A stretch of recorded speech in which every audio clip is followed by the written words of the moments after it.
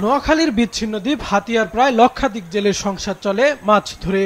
উপজেলার জঙ্গলিয়া, কাজিরবাজার, বন্দরটিলা, নামারবাজার সহ ২০টি ঘাটের প্রায় ৫০,০০০ জেলে চেওয়া মাছ ধরা ও শুটকি তৈরির কাজে জড়িত। নভেম্বরের শেষ দিকে শুরু হয়ে চেওয়া মাছ ধরার মৌসুম চলে মার্চের শেষ পর্যন্ত। তবে বেহুন্দি জাল ব্যবহারে নিষেধাজ্ঞা থাকায় মাছ ধরতে পারছেন না জেলেরা। হঠাৎ করে কোস্টগার্ড নিষেধ করলেও এই জাল ধরা নিষিদ্ধ ঘোষণা হয়েছে সরকারিভাবে।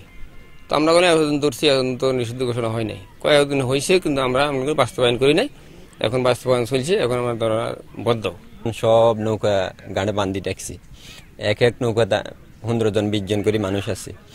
এখন মানুষই হায়াঙ্কার করতেছে, দৌড়াত নামতে পারে না। এখন বউ বেড়ি বাল বাচ্চা কারো মুখে কোনো হাসি নেই, সবার মুখে কান্না। লাখ লাখ টাকা ঋণ নিয়ে, মানে লোন নিয়ে ব্যাংক থেকে, বিভিন্ন জায়গা থেকে আমরা লাখ লাখ টাকা এখানে চালান দিছি ব্যবসা বাণিজ্য করার জন্য। এখন যেভাবে ডাইরেক্ট বলতেছে মানে এটা অবৈধ, তাহলে আমাদের লাখ লাখ টাকা মানে ক্ষতিগ্রস্ত হয়ে যাবে। কি করলে নদী থেকে আমরা সেও মাছগুলো ধরতে পারুম, বা ধরে আমরা বিক্রি করে ছেলে সন্তান বাঁচাইতে পারুম, মা বাপ বাঁচাইতে পারুম, এবং সমিতি থেকে যে টাকাগুলো নিছি আমরা ঋণ, ওই টাকাগুলো কিভাবে পরিশোধ করতে পারুম, আমাদের সরকারের কাছে এটুকু আমার চাওয়া। সম্প্রতি নিষেধাজ্ঞা প্রত্যাহারের দাবিতে বিক্ষোভ সমাবেশ করেছে নিঝুম দ্বীপের জেলেরা।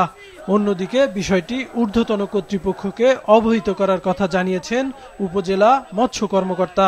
যেহেতু অবৈধ জাল যেটা, সেটা দিয়ে তো মাছ ধরার সুযোগ নাই। আমরা চেষ্টা করছি এবং আমরা সাধারণ মানুষের কাছে আহ্বান জানাইছি যে এর বিকল্প কোনো উপায় বের করতে পারে কিনা তারা চেওয়া মাছ ধরার জন্য।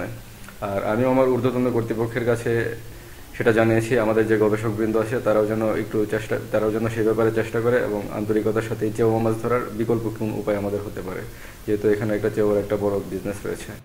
মাছ ধরতে প্রয়োজনীয় বিকল্প ব্যবস্থা গ্রহণের দাবি এ দ্বীপের জেলে পরিবারগুলোর। মাছরাঙা নিউজ ডেস্ক।